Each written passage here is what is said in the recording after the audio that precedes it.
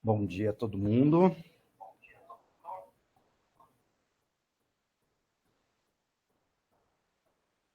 Vamos lá, dar início? Quem Bom dia está a aí todos. presente,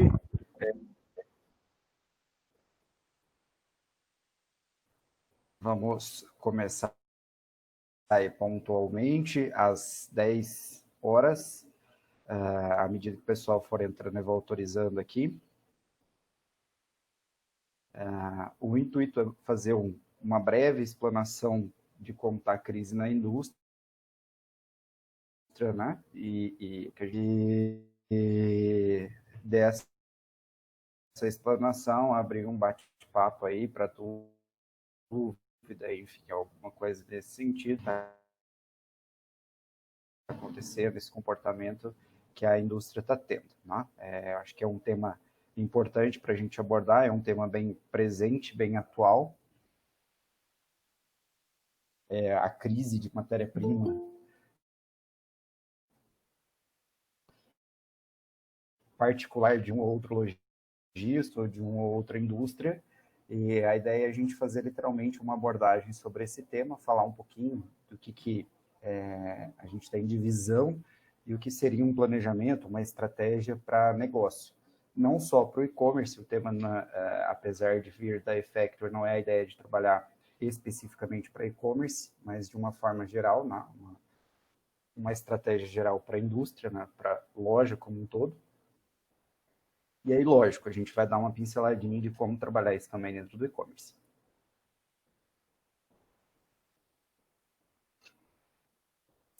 Vamos lá.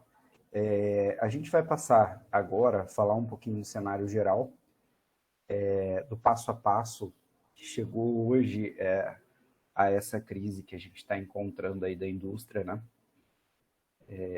Do que aconteceu, quais foram as tomadas de decisão por parte do governo, qual foi o passo a passo até a gente chegar no que a gente está vendo hoje. Primeiro ponto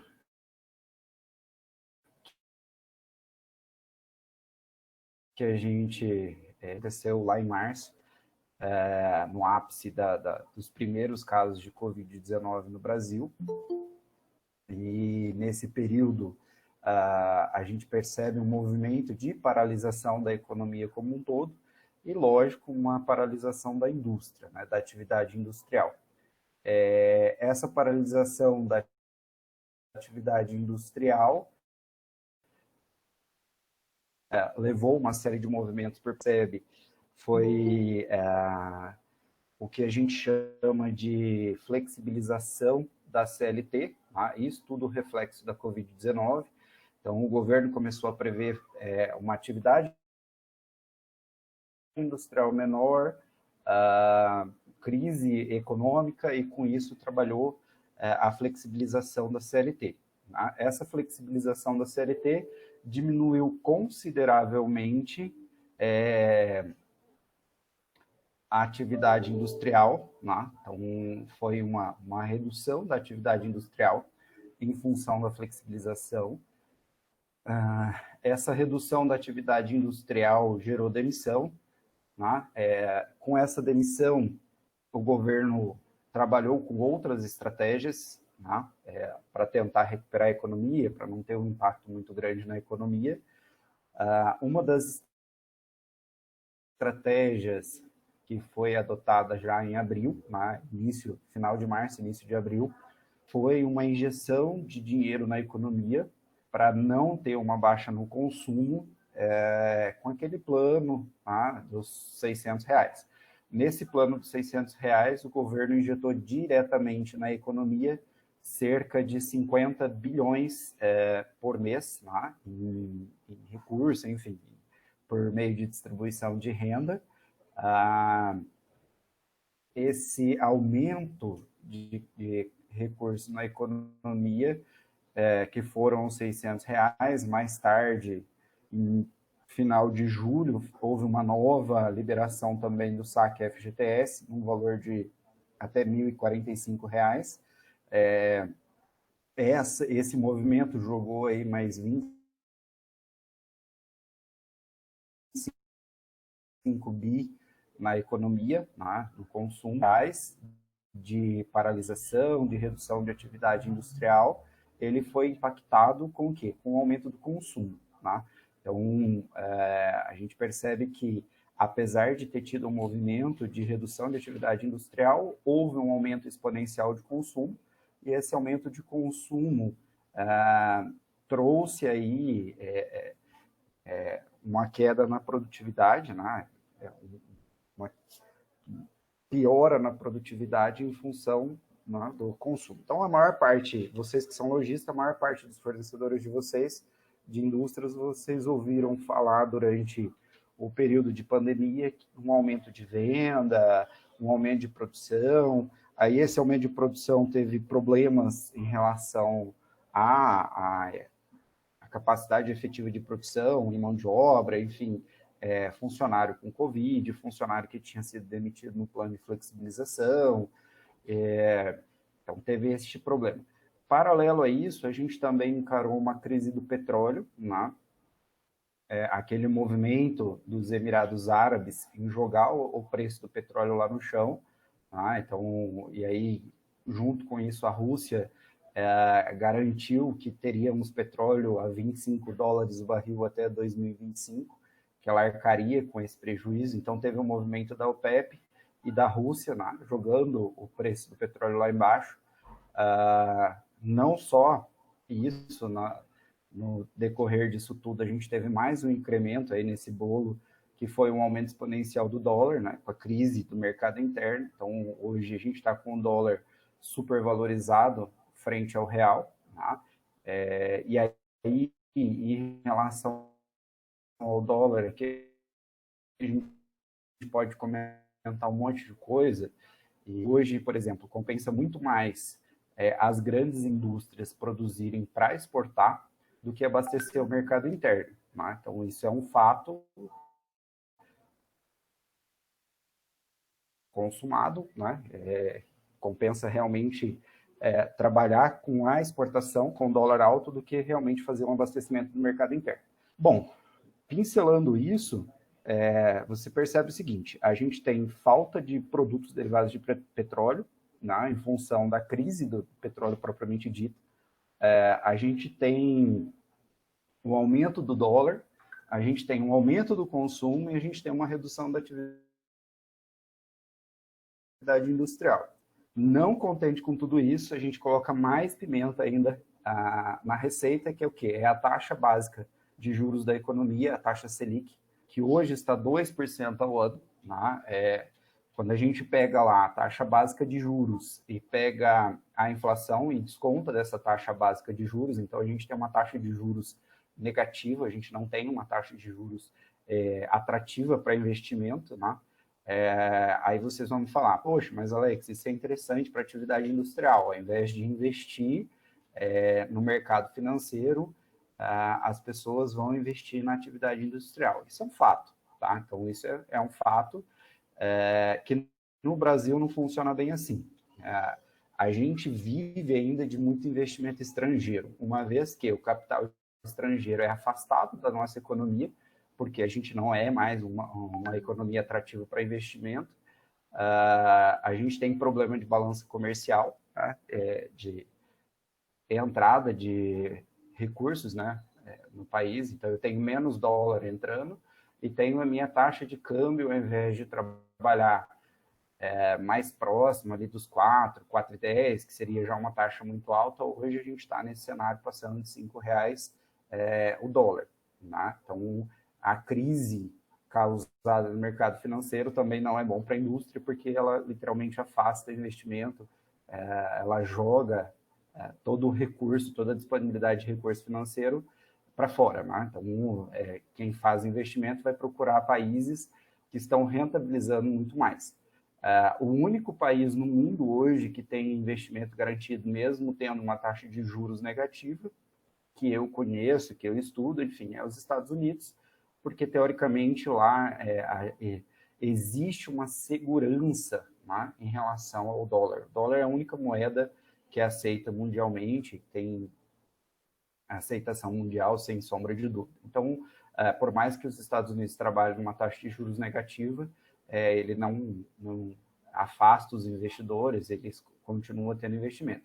Aqui no Brasil, a gente quis copiar isso dos americanos, e aqui não funciona muito bem assim, né? A gente tem uma série de crises históricas no país, uma série de problemas históricos, e uma taxa de juros baixa, ela afasta o investimento ao invés de trazer investimento.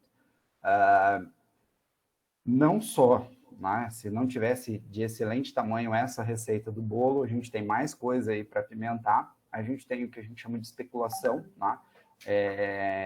No Brasil, atua-se muito no mercado de especulação. A gente costuma falar que existe uma tendência da psicologia da economia, né? Então, aqui funciona mais ou menos assim. Se eu empresário, falo que a minha atividade econômica está mal, e falo isso para 1, 2, 3, esses 3 vão multiplicar para mais 3, e aí a gente vai ter uma progressão geométrica de negatividade, né? Que seria o próximo tema que a gente ia tratar lá embaixo. Então, a especulação basicamente é tratar isso. A gente trata a negatividade, especula-se negativamente, né? E essa especulação, ela impacta diretamente na economia, no mercado, né? Ela vai determinar, ela vai ditar regras aí do mercado se a economia vai estar bem ou ruim, né?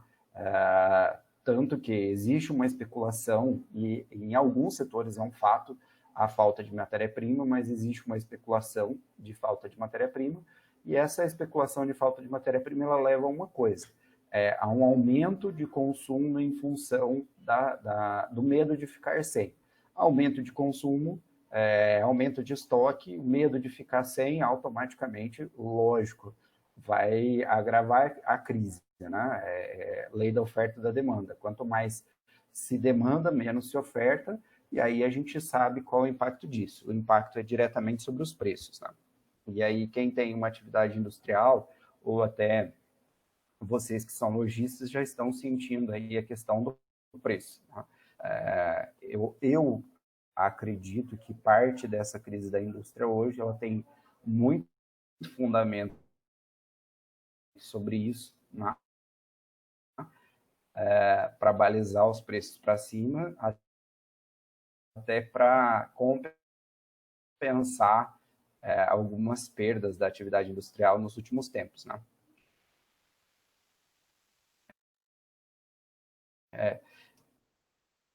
Aumenta a concorrência e consegue acompanhar a baixa de preço, ou então a gente, e em algumas atividades até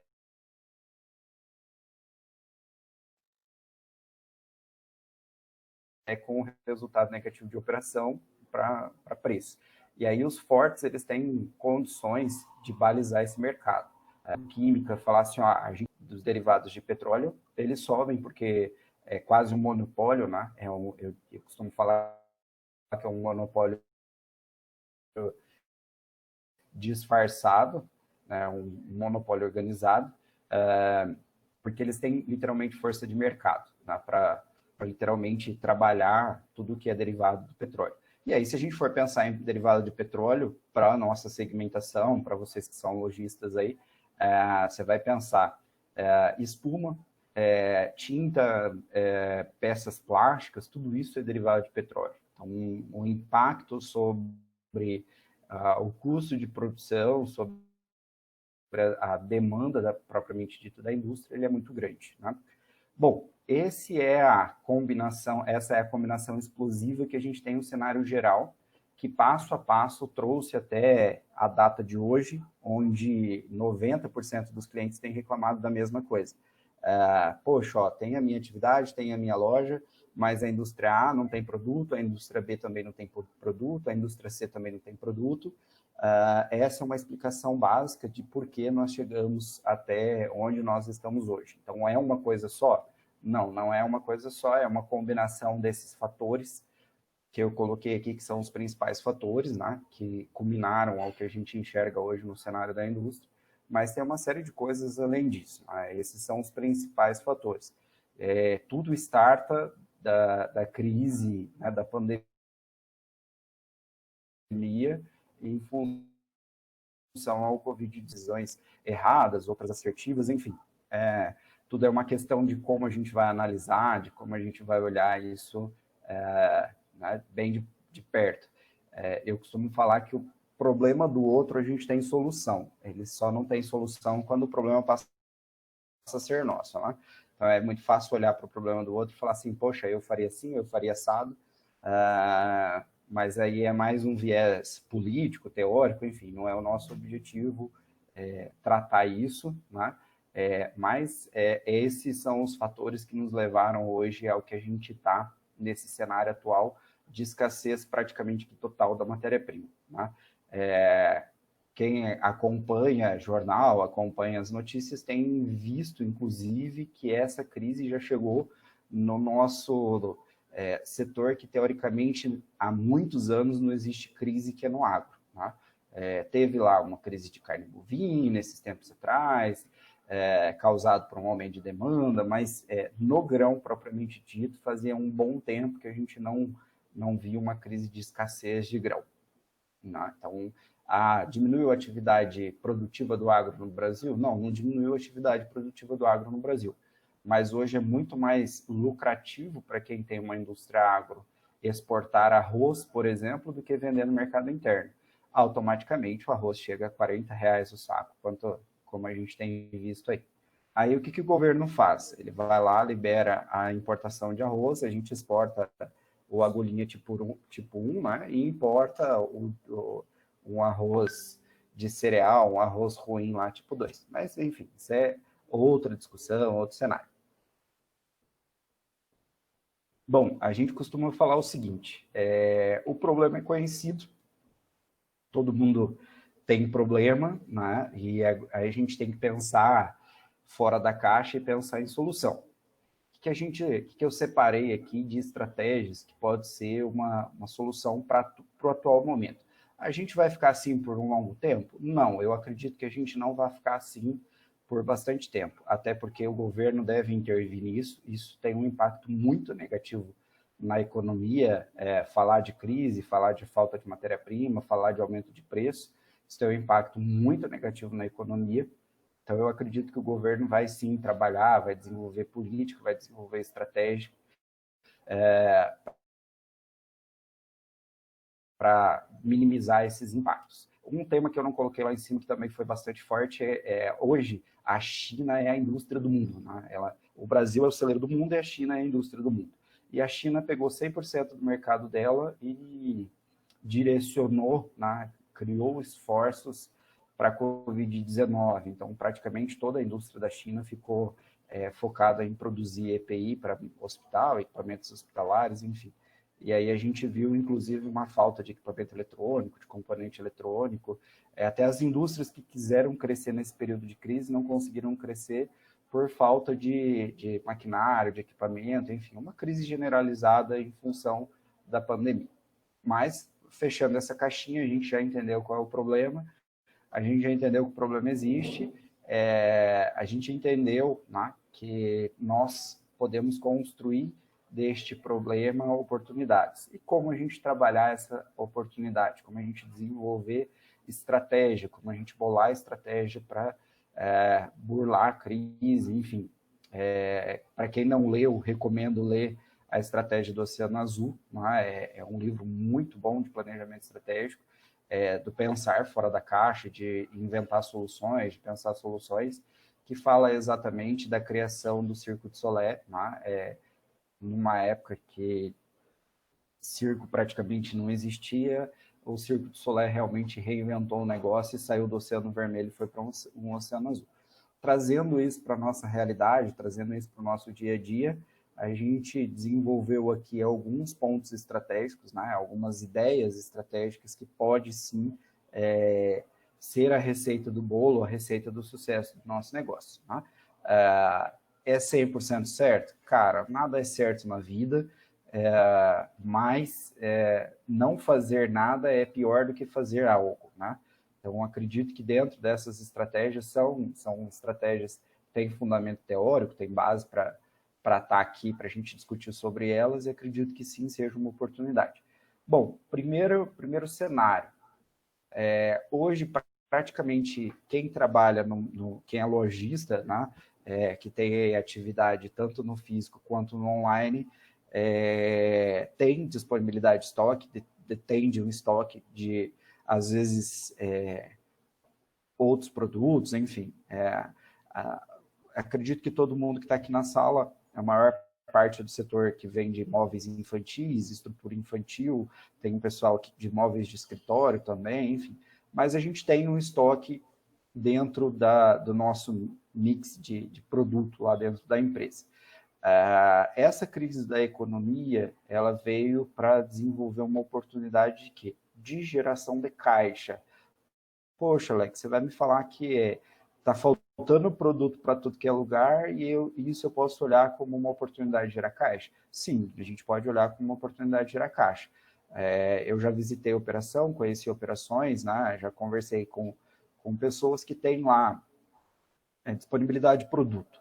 Vou deixar esse produto guardado lá no meu estoque, vou colocar ele lá, deixar parado e pronto, acabou? Não, eu vou trabalhar o quê? Vou trabalhar na oportunidade de pegar o meu estoque, né, e fazer dele um caixa.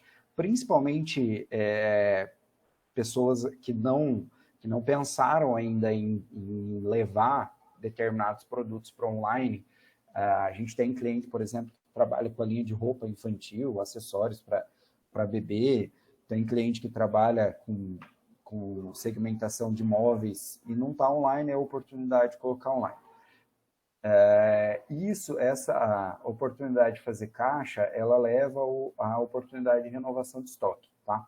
É um tema que a gente pode trazer aqui para a gente atuar depois, que é uma questão de custo, mas em economia a gente tem um indicador que que chama custo de oportunidade, que normalmente os empresários, as empresas como um todo, seja ela pequena, média ou grande, não levam em consideração esse custo de oportunidade, tá? O que é o custo de oportunidade?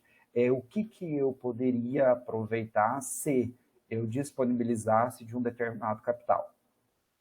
Partindo do princípio que tudo que eu tenho em estoque, primeiro me gera custo, né? Por que me gera custo? Porque você tem o custo do espaço, você tem o custo da aquisição do produto, né? Então, se eu tenho 100 mil reais de estoque, primeiro eu tenho um lugar para ter que guardar esses 100 mil reais de estoque. Aquele lugar me custa. Então, sobre os 100 mil reais de capital que eu tenho parado, a despesa da alocação desse estoque é um custo de estoque.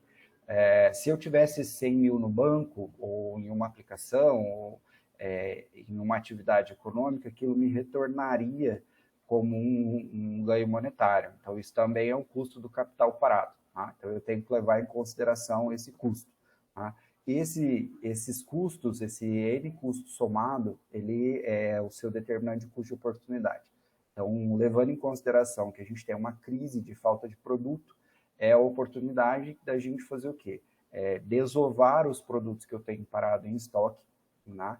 E aproveitar isso para ter um fluxo de caixa mais tranquilo para, na retomada da indústria, né? Eu tenho um fluxo de caixa tranquilo, na retomada da indústria, eu tenho capital, eu tenho poder de barganha, tá? Então, essa é a principal estratégia.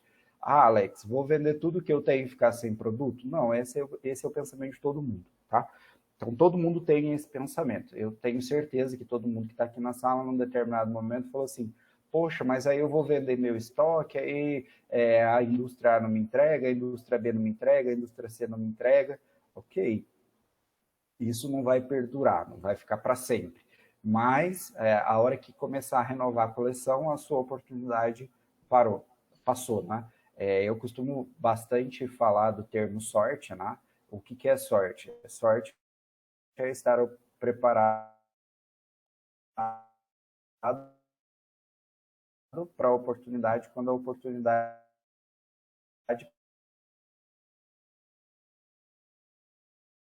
passa.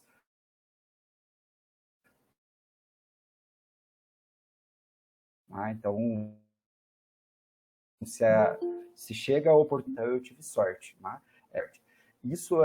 Essa exército, destino, para fazer de estoque e vou trabalhar dentro da comercialização, de aproveitar essa oportunidade que está sendo gerada de falta de produto no mercado e vou trabalhar dentro do meu estoque atual. Tá? E esse trabalho dentro do meu estoque atual, como eu disse, gera oportunidade de nova coleção. A hora que tiver a retomada da indústria, a hora que a indústria estiver realmente produzindo de novo, enfim, entrando com novas coleções, tá? Você tem oportunidade de negócio. Vou lá num fornecedor X, se eu for fazer uma compra com 30, 60, 90, o meu custo dessa compra é 1. Se eu chegar para a indústria, eu vou falar o seguinte: indústria, eu quero fazer uma compra, mas o meu pagamento vai ser à vista. Né? Com certeza eu tenho um desconto desse produto, e esse desconto eu posso usar de duas formas. Sempre sugiro você usar da segunda, tá? A primeira oportunidade, eu posso repassar no preço para o meu cliente ser mais competitivo, né, em relação a preço. Ou a segunda forma, que é a que eu recomendo, é rentabilizar a minha operação. Tá? Você trabalha dentro do preço de mercado, né, sem mexer muito no markup, mas rentabiliza mais a operação. Tá? Vamos lá, se tudo que eu compro à vista eu gero uma economia de, por exemplo, 5%, e eu não repasso isso para o meu preço, significa que eu estou rentabilizando a minha operação em 5%. Tá? Então, uma conta de padeiro é mais ou menos essa a análise que a gente faz. Uma segunda estratégia que a gente precisa trabalhar aqui e deixar bem acertado é o quê? Trabalhar dentro da programação de compra, tá? Não é o perfil de muitos empresários, não é um perfil de muitas empresas, fazer uma análise literalmente do negócio. E isso é estratégia de negócio, tá? Analisar o negócio como um todo. Eu analisar a tendência de mercado, analisar variação de produto, né? Como está o comportamento do produto, e isso me determinar para fazer programação de compra. Tá? Normalmente, o que é muito comum acontecer, e eu acompanho isso em uma série de empresas, o produto está em alta, está todo mundo vendendo o produto, todo mundo comercializando o produto, então eu vou comprar, mas o produto está no platô da venda. Quando você vai lá, faz a aquisição, ele já está na queda. Tá? Então, assim, dentro do conceito de marketing de indústria, a gente tem um conceito de destruição criativa. O que é isso? Quando a empresa tira um produto, porque já vendeu o top, e coloca outro produto no ar. Então, isso é muito comum acontecer, a destruição criativa. E aí, normalmente, as empresas vão lá e investem no produto quando ele está no platô, quando ele está caindo ali, a curva de venda dele, de comercialização, fala, poxa, esse produto está em alta, eu vou comprar, e acaba travando estoque, investindo em estoque, ficando com estoque parado. Aí, por N apostas erradas, né? Não estou dizendo que é um caso de quem está aqui, é um caso que a gente vê muito lá na Tchecoslováquia, na Eslovênia, em países menores. Aqui no Brasil a gente não vê muito isso. Aí a gente fica com o estoque parado em função dessa análise tardia ou da não análise da compra do produto. Então, fazer programação de compra, ele aborda muito essa estratégia. Do que? Você está antenado no seu negócio e no mercado em que você está presente, né? E aí, estar antenado no mercado, você aproveita as oportunidades. Por exemplo, no início da pandemia, houve um aumento vertiginoso de venda de produtos relacionados ao escritório. Por quê? Todo mundo foi para dentro de um home office, né? Então, comprou mesinha de computador pequena, comprou cadeira, comprou caixinha de som, comprou mouse e teclado.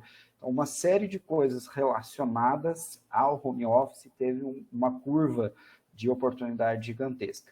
Né? Aí, poxa, estou vendo esse movimento, todo mundo, já tem 40 dias que todo mundo está em casa, eu vou lá, vou fazer um monte de compra de produto de escritório, né? de móveis e artigos voltados para escritório. Aí coloco para vender, não vendo nada. Por quê? Eu já perdi, passou a oportunidade, não estava antenado no movimento. Então, isso que eu falo da gente estar antenado, a gente entender esses movimentos de mercado. O mercado ele é sempre cíclico, né? Então, a gente está caminhando, por exemplo, de agora até o final de novembro, é um tema que a gente já começou a abordar, a gente está caminhando para um novo ciclo, que é o quê? É a Black Friday. Né? Então, na Black Friday se vende de tudo. Né? E aí, eu vou investir no meu mix de produto? Não, investe em um produto, programe a compra de um produto, seja competitivo nesse produto e vá trabalhar na venda, na oportunidade de negócio desse produto. não vira um pato, né? O pato ele tem asa, mas não voa, tem nadadeira, mas não nada, enfim, tem uma série de coisas que ele não usa bem usado. Então é isso que é fazer essa análise, fazer programação de compra. Um outro tópico que complementa isso que nós acabamos de falar é apostar em novas oportunidades. Tá? Por mais que tenha as indústrias tradicionais, aquelas indústrias que a gente está acostumado a comprar, que ela está em crise, tem outras indústrias, tem outras atividades, outros negócios que ainda não sentiram impacto na crise, porque não são muito conhecidos, porque não tiveram ainda o seu ápice de venda, então é a oportunidade da gente diversificar. Vou dar um exemplo que a gente vê aqui, por exemplo, o setor de rack e painel, é uma coisa também que aumentou bastante a venda no período de pandemia. As pessoas estão em casa, mobiliando a casa, decorando a casa, então mais tempo estão aprendendo a viver no ambiente do lar, né, e ter prazer no ambiente do lar. Existem empresas menores que fazem rack e painel que ainda tem produto, ainda tem estoque, enfim. Para quem trabalha com a gente, inclusive essa semana eu soltei uma lista para uma série de indústrias, né, para trazer essas oportunidades de negócio e levar até vocês, né, para ver quem tem interesse em literalmente diversificar, aproveitar novas oportunidades. E aí a gente vai trabalhar nessas oportunidades. Um problema que é muito comum das empresas, e é comum do ser humano, né? A gente tem que mudar alguns paradigmas, algumas crenças, né? Nossa, é o seguinte, mas eu sempre fiz assim, sempre deu certo, né? E por que agora eu vou mudar? Então, são essas que a gente chama de crença limitante, acaba nos paralisando, trazendo uma série de problemas, né? Que a gente realmente pode mudar, pode ter como oportunidade de crescimento, e aí eu afirmo categoricamente para vocês que a gente tem que se desvencilhar da nossa síndrome de Gabriela, né? O que é a síndrome de Gabriela? Eu nasci assim, eu cresci assim, eu vou sempre ser assim. Então, a gente não precisa ter isso, não precisa ter a síndrome de Gabriela. Nós como empresários, como pessoas de negócio, a gente tem que estar antenado no quê? Na mudança. A gente tem que ter essa flexibilidade e estar antenado à mudança e, literalmente, aproveitar a oportunidade. O que nos leva ao próximo tema, que é ficar de olho nas notícias. Tá? Então, assim, existe um ditado popular que eu gosto muito de falar sobre ele, que é: enquanto algumas pessoas choram, outras pessoas vendem lenço, né? Porque aumentou o número de pessoas chorando, então vamos fazer o quê? Vamos vender lenço. Se eu não estou antenado às notícias, se eu não estou antenado no que está acontecendo, se eu não pesquiso, não tiro um pouquinho do meu dia, literalmente, para fazer pesquisa, para me atualizar, para eu saber o que está acontecendo, às vezes a oportunidade passa e eu perco ela. Como foi o exemplo que eu dei aqui, a questão de logo no início da pandemia, as pessoas começaram a trabalhar no sistema de home office e aumentou muito a procura de artigos de escritório. Como que a gente sabe disso? Acompanhando a notícia. Então, isso é uma estratégia de negócio, isso é uma coisa que a gente tem que fazer, é uma coisa que a gente precisa aproveitar, é uma oportunidade que a gente precisa aproveitar. É o quê? Olhei uma notícia, entendi que pode ser uma tendência de mercado, pesquisa um pouquinho sobre ela, né? Então, ficar de olho na notícia, isso traz muita oportunidade de negócio, né? E a gente consegue literalmente aproveitar essas oportunidades. E lá, voltando de novo, fazendo uma outra referência à estratégia do Oceano Azul, a gente pode surfar no Oceano Azul. O Oceano Azul, ele é constante? Não, muito pelo contrário. Todo o Oceano Azul, ele tende a ficar vermelho. Só fazer uma abordagem bem rapidinha sobre isso. A estratégia do Oceano Azul, ele diz o seguinte, que toda a invenção é um oceano azul. Então, você navega dentro de um oceano azul. Porém, à medida que essa ideia ela vai se disseminando, é como se entrassem mais peixes dentro desse oceano. Entrando peixes dentro do oceano, ele atrai tubarão. Né? Atraindo tubarão, automaticamente vai aumentar o alimento dos peixes, vai aumentar a alimentação dos tubarões desses peixes, e aí uma lota aquele oceano de sangue, ele se torna um oceano vermelho. A estratégia é a gente criar novos oceanos azuis, né? E aí a gente sempre vai se inovando, vai se reinventando. Para isso, eu preciso fazer a junção dessas ideias assim. O que a gente precisa ter em mente? A minha crise é a crise do meu concorrente. Poxa, Alex, a indústria está sem produto para mim. A mesma indústria está sem produto para você, sem produto para o Zé, sem produto para o João, sem produto para o Bastião. Então, a crise ela é comum. Tá? Então, a crise não é exclusivamente de uma empresa. Por quê? Existem crises que estão diretamente relacionadas a um negócio em particular. E existem crises que é direcionada, né? Da economia como um todo. Por exemplo, a gente começou abordando do que levou a gente, o que é essa movimentação do cenário que nos levou até onde a gente está hoje. Tá? Então, a sua crise é a crise do seu concorrente. Eu posso olhar isso como literalmente uma oportunidade. Posso olhar o que meu concorrente está fazendo e aprender com ele. Não existe vergonha em entender qual é a movimentação do meu concorrente, trabalhar na movimentação do meu concorrente. Assim como não existe vergonha em ser pioneiro. Né? Eu costumo falar que o fracasso é sempre o antecessor do sucesso. Todo mundo que tem sucesso já fracassou um dia, mas a gente não tem sucesso sem fracasso. Né? Isso não existe, é uma utopia em achar que a gente vai ter sucesso sem nenhum tipo de fracasso. Então, a gente trabalha dentro das oportunidades, né? Fico de olho no que o meu concorrente está fazendo, e aí desse bordão que nada se cria, tudo se copia, né? Eu coloco uma adição, uma cereja no bolo. Nada se cria, tudo se copia e se melhora. Tudo que você melhora é melhor do que o concorrente, automaticamente você se destaca. Né? Mas não pense que o concorrente também não vai fazer isso, que ele vai fazer. Aí a gente tem que pensar em novos oceanos. E aqui a gente fecha literalmente com a informação. Nós precisamos ficar atento às oportunidades. Né? Agora é a oportunidade de quê? Da gente trocar a coleção, da gente fazer o nosso fluxo de caixa ficar saudável, da gente trazer uma rentabilidade futura maior para o negócio. Né? Porque quem sentar em cima dos produtos agora e falar, ó, eu não vendo meus produtos porque depois eu não consigo comprar, daqui a pouco a indústria vai se recuperar, vai lançar produto novo, vai vir com nova coleção, e você sentou em cima do produto velho, aí você vai ter que vender o produto velho a preço de custo, ou muito próximo do custo. E aí, quando você coloca o seu custo de oportunidade, que isso não entra na conta de ninguém, né? A hora que você coloca o seu custo de oportunidade, você vendeu o produto no prejuízo. Não foi nem próximo do preço de custo, foi no prejuízo. Então, fica atento literalmente às oportunidades, vamos trabalhar dentro das oportunidades. Né? Oportunidade de negócio a gente tem bastante, muita oportunidade de negócio, tem muito setor ainda inexplorado dentro da atividade econômica como um todo. A gente está na era da tecnologia, tá? Se a sua empresa ainda não pensou nisso, está na hora de pensar.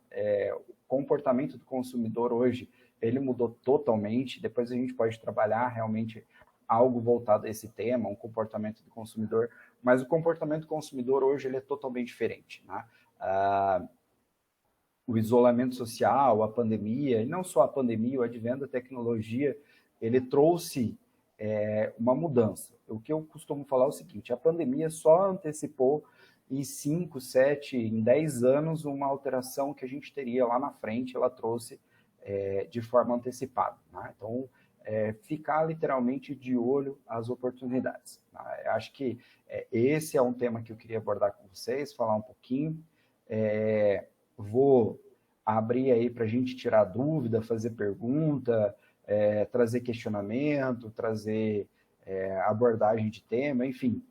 Fico à disposição de vocês, realmente dentro do período de tempo que eu queria falar, nada muito extenso, até porque não dá tempo de ficar conversando aqui o dia inteiro, mas agora eu vou abrir aí para vocês, que quem tiver dúvida, quem quiser fazer pergunta, só abre o microfone e faz a pergunta, porque às vezes a sua dúvida é a dúvida de todo mundo e pode levar a um crescimento geral. Gente, um por vez, não precisa perguntar todo mundo junto, não é? Senão cria confusão aqui.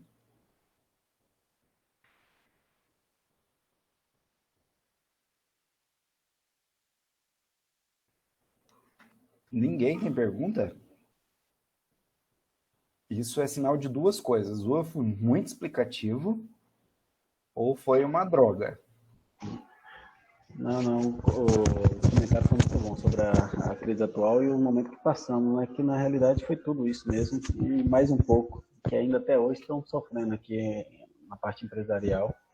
Se não fosse alguns apoios financeiros do governo sobre custo de folha, né, e esses auxílios que o governo deu para a população para gerar na economia, a gente estava mais ou menos enrolado aí. Mas foi bem explicativo, sim. O curso foi muito bom. Aproveitando o seu viés, eu costumo falar o seguinte: a gente não vai trazer aqui uma discussão política, até porque a gente precisa ser totalmente apartidário, né? A gente não tem um partido A, um partido B, todo mundo tem a sua opinião, mas aqui a gente não trata partido. Como que eu analiso isso? E esse deixo bem claro que é o meu olhar particular. Existem acertos e existem erros, né? Isso é muito importante a gente falar. Quando a gente vai pensar numa ação, a gente tem que pensar na maior parte possível do impacto dessa ação. A ação do governo em colocar dinheiro na economia foi boa? Foi muito boa a ação do governo em colocar dinheiro na economia. Teve muita gente que de fato precisava deste auxílio, que precisa deste auxílio até hoje. Porém, qual foi, na minha visão, e deixo bem claro que é uma visão particular, qual foi o erro do governo? Porque tem gente que não precisava deste apoio e acabou recebendo. E o fato de não precisar deste apoio e acabou recebendo, né,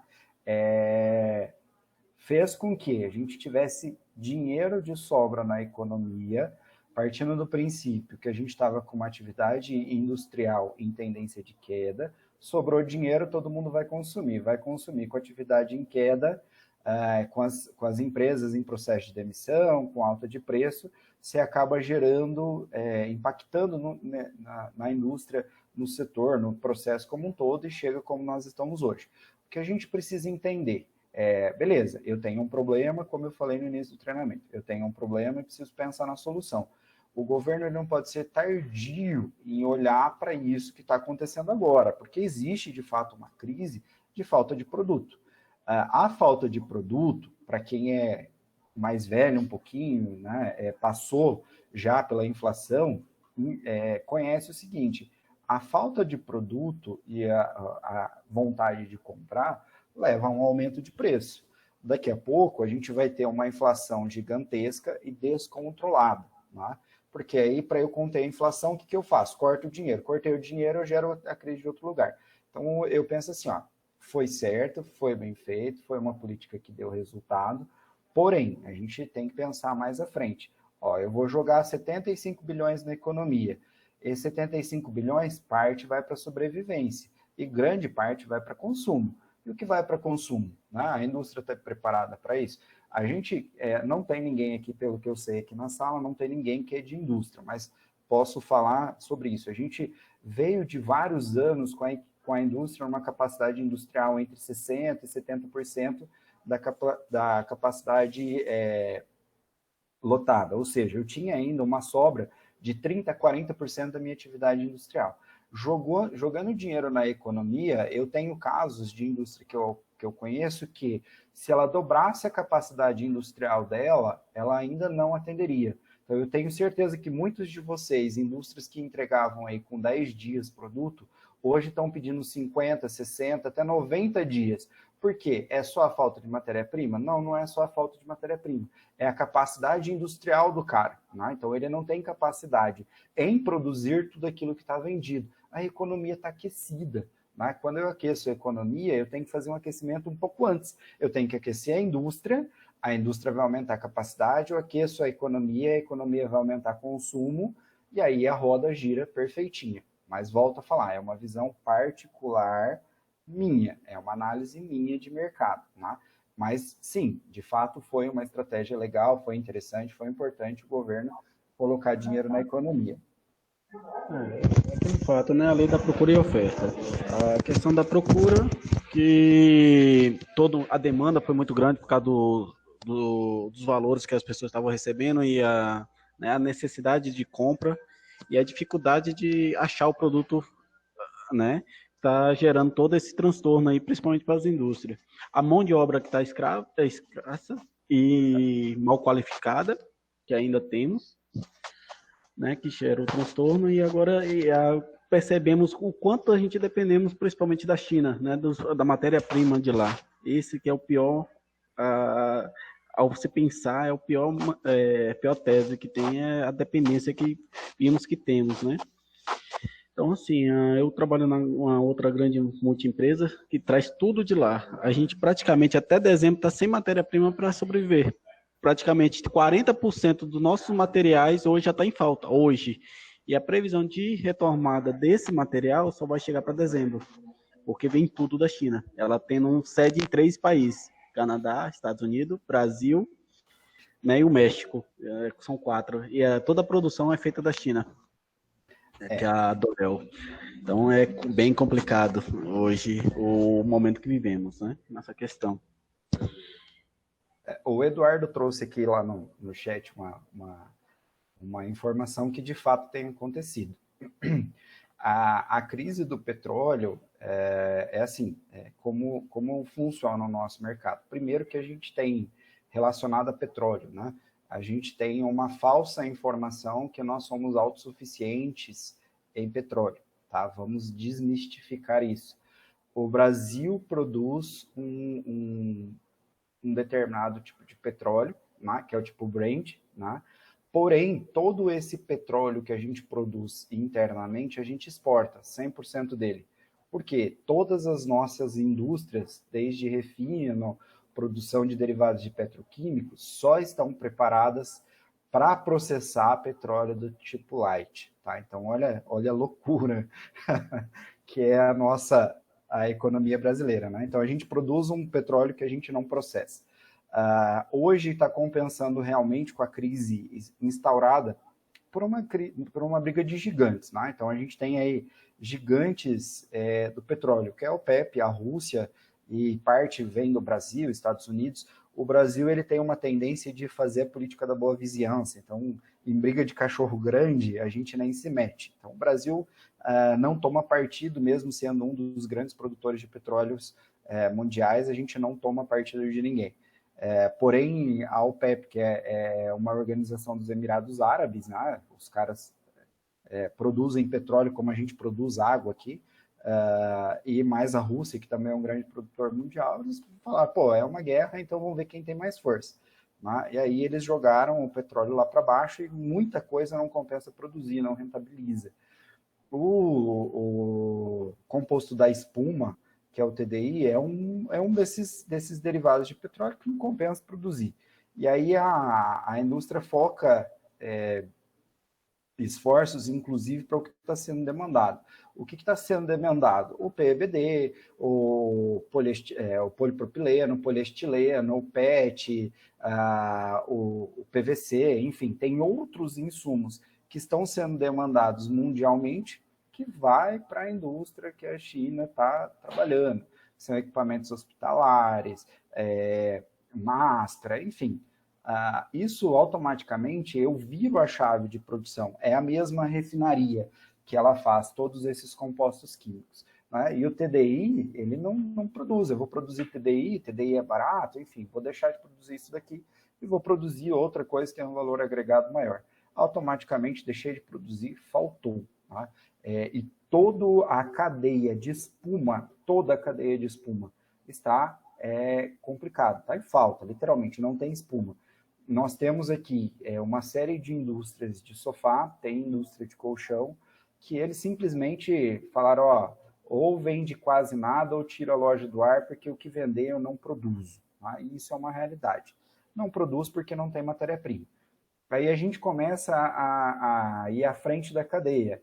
Vou produzir cadeira de escritório, precisa de espuma? Precisa de espuma. Vou produzir poltrona de amamentação, precisa de espuma? Precisa de espuma, não vou produzir. Vou produzir colchão, não tem espuma. Vou produzir sofá, não tem espuma. Vou produzir cadeira para cozinha, a menos que você faça de madeira, que não está na moda mais, não tem espuma também, porque todas as cadeiras são estofadas. Então você cria uma cadeia de crise, né? Você cria uma cadeia de problema. tudo por uma questão de comportamento de oferta e demanda. Tá? Então, isso é uma questão, é o que eu falo sempre. Quando a gente vai fazer uma análise de mercado, uma decisão, principalmente de política econômica, né, que o governo normalmente toma essas decisões de política econômica, a gente tem que tentar prever a cadeia como um todo. E falo isso, por exemplo, na época que a gente teve um boom da construção civil. Né? A gente teve um boom da construção civil diante de uma recém-crise nos Estados Unidos de uma bolha imobiliária. Então, aqui no Brasil aconteceu exatamente a mesma coisa, com outro nome, bem maquiadinha, com os nomes mais bonitinhos, mas aconteceu exatamente a mesma coisa. Você aumenta muito a produção, a oferta, aumenta o custo, eleva o custo, porque aí virou na moda produzir, vender, aí a gente sai da nossa realidade e cria uma bolha. E toda bolha que cria, quando estoura, gera crise. Né? Aí o que acontece? A construção civil veio por vários anos em alta. Quando estourou, a construção civil ela emprega muito, mas quando ela demite na mesma proporção. Né? Então, não adianta eu trabalhar isso sem pensar na frente. Mas isso é uma coisa assim, que é o melhor dos mundos, não é um benefício nosso em ter este problema, é uma coisa que vários países enfrentam essa dificuldade, porque política é interesse, nem sempre a gente agrada a todo mundo. Né?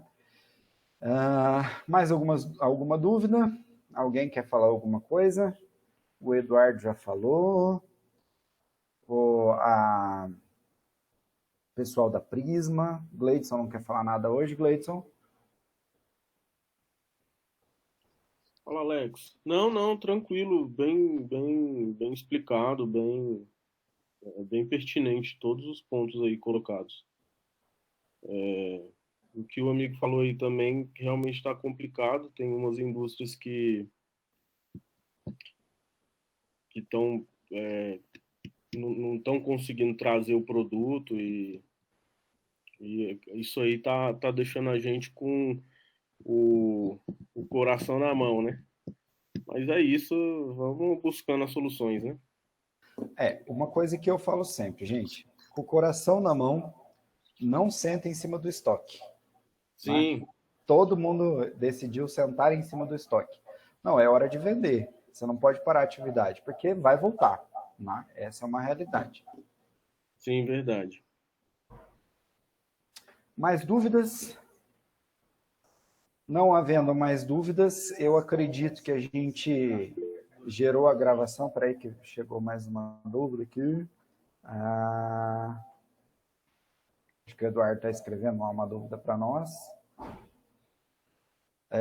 Bom, enquanto ele escreve, vou falar com vocês. Acredito que esse material que nós fizemos aqui vai lá para o canal oficial da iFactor no YouTube. Então, quando vocês tiverem dúvida, quiser rever, quiser passar para alguém, esse material vai estar disponível lá. Né?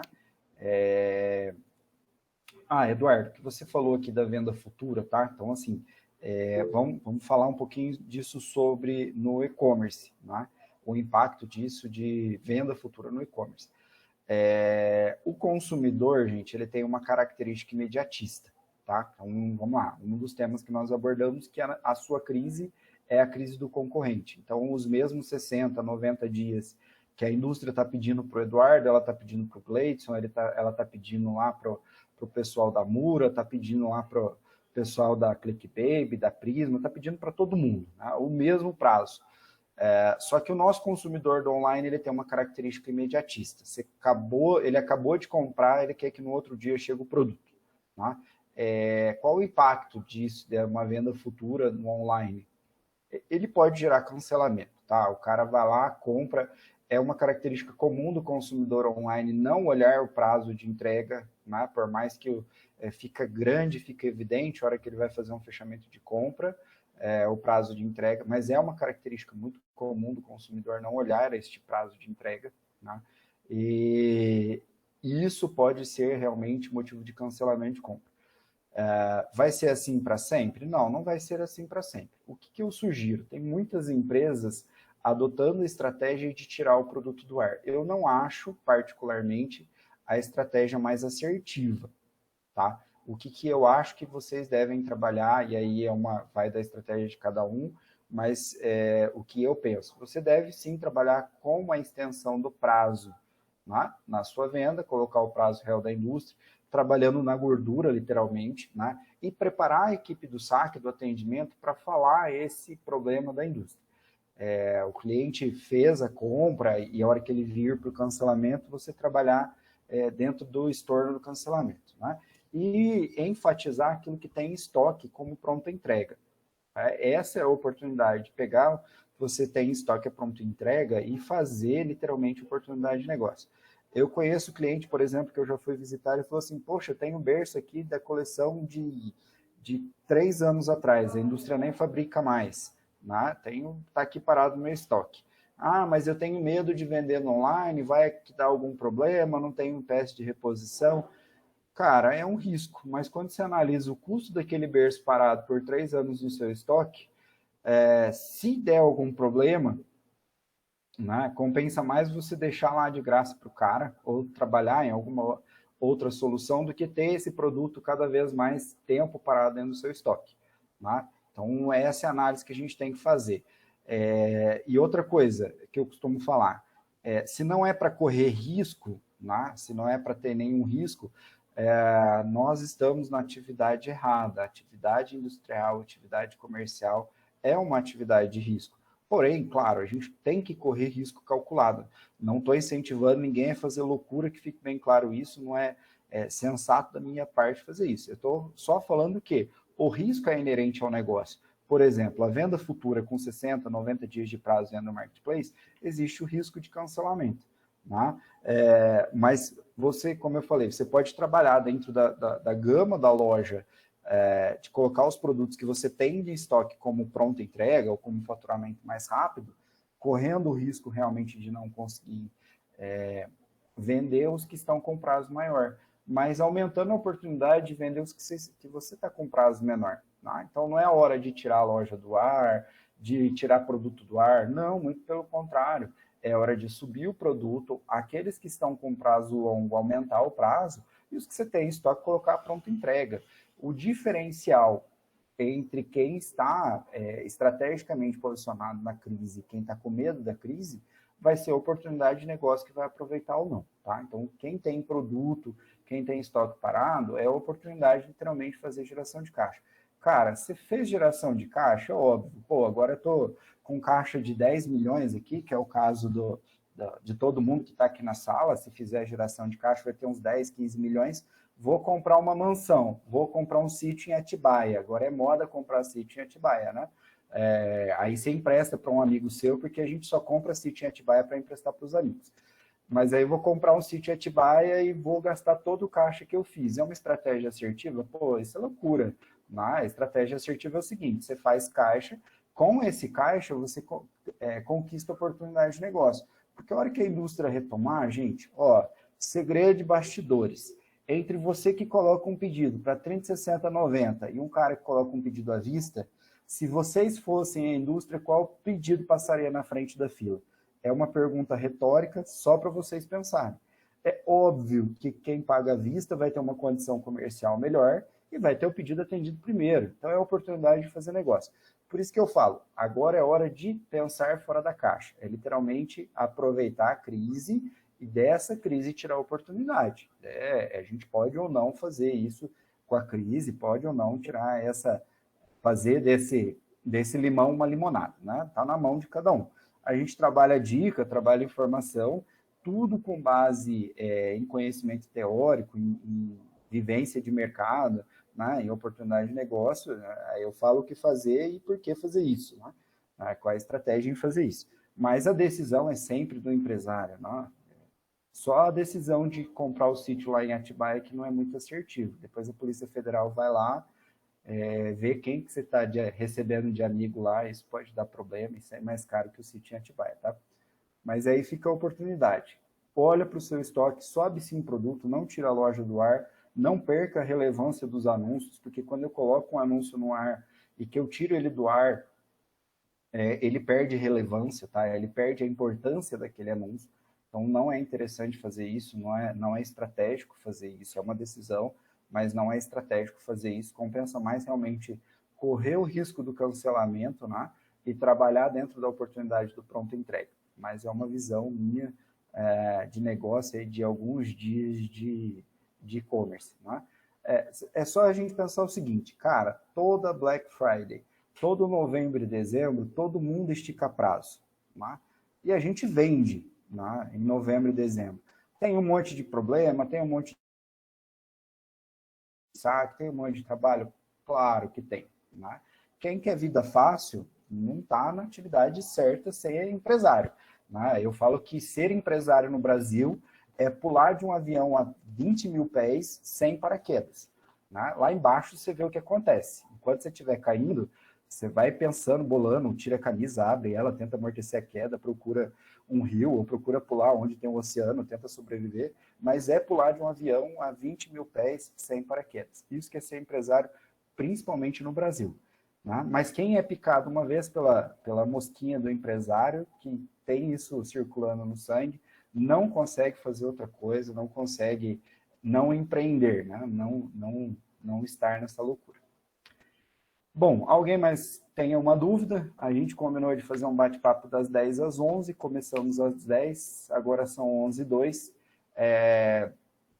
Vou tentar fazer pelo menos uma vez a cada 15 dias esse bate-papo, a gente abordar temas, por exemplo, precificação, custo, enfim. O que eu costumo falar é o seguinte, conhecimento acumulado nunca é perdido. Então, a gente vai trabalhar aqui literalmente na geração de conhecimento, trabalhar em questões estratégicas, em analisar oportunidades de negócio, e aí ter literalmente essa abertura de vocês se conhecerem, de estreitar a comunicação, é o que eu falo sempre. Às vezes a dúvida de um é a dúvida de outro, tá? E, gente, mas o Gleidson é concorrente do Eduardo. Cara, o Gleidson é concorrente do Eduardo.